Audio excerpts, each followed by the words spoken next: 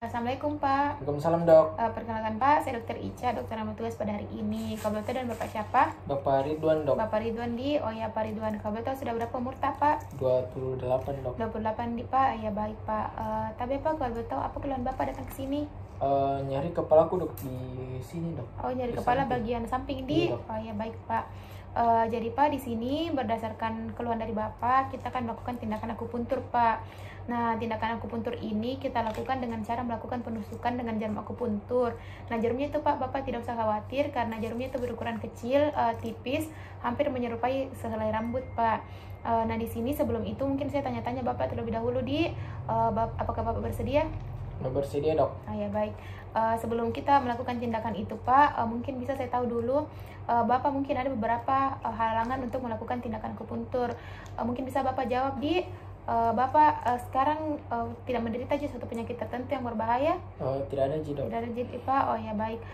Bapak punya kasus atau riwayat pengobatan yang memerlukan tindakan pembedahan? Tidak ada ji dok. Tidak ada ya baik. Mungkin Bapak pernah atau sekarang sedang menderita suatu penyakit ganas? Tidak ada ji dok. Tidak ada, jadi ya baik. Mungkin Bapak pernah minum obat pengencer darah Pak? Tidak ada ji dok. Tidak ada Saya ya pernah. baik.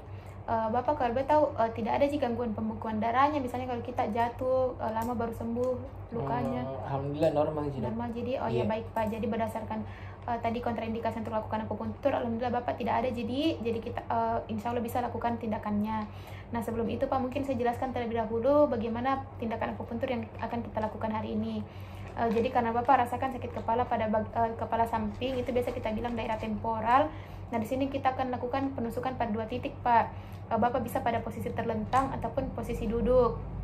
Nah, untuk titik pertamanya itu Pak, ada pada titik EXHN5 Pak. EXHN5 itu lokasinya di temporal dalam dengan temporal dalam cekungan sekitar 1 cun lateral dari titik tengah garis yang menghubungkan antara lateral alis mata dan kantus lateral mata Pak.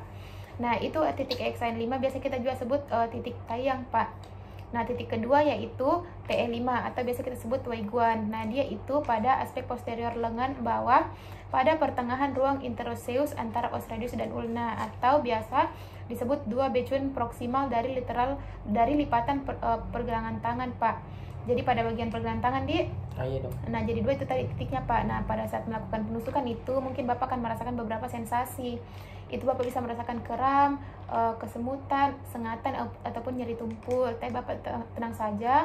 Memang itu rasa yang biasa dirasakan oleh pasien saat kita melakukan tindakan akupuntur Pak. Nah, di samping itu kita juga ada beberapa efek samping yang bisa terjadi Pak.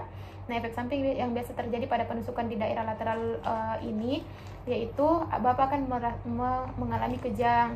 Nah, jika Bapak mengalami kejang, itu ada beberapa pengelolaan efek samping yang bisa kita lakukan.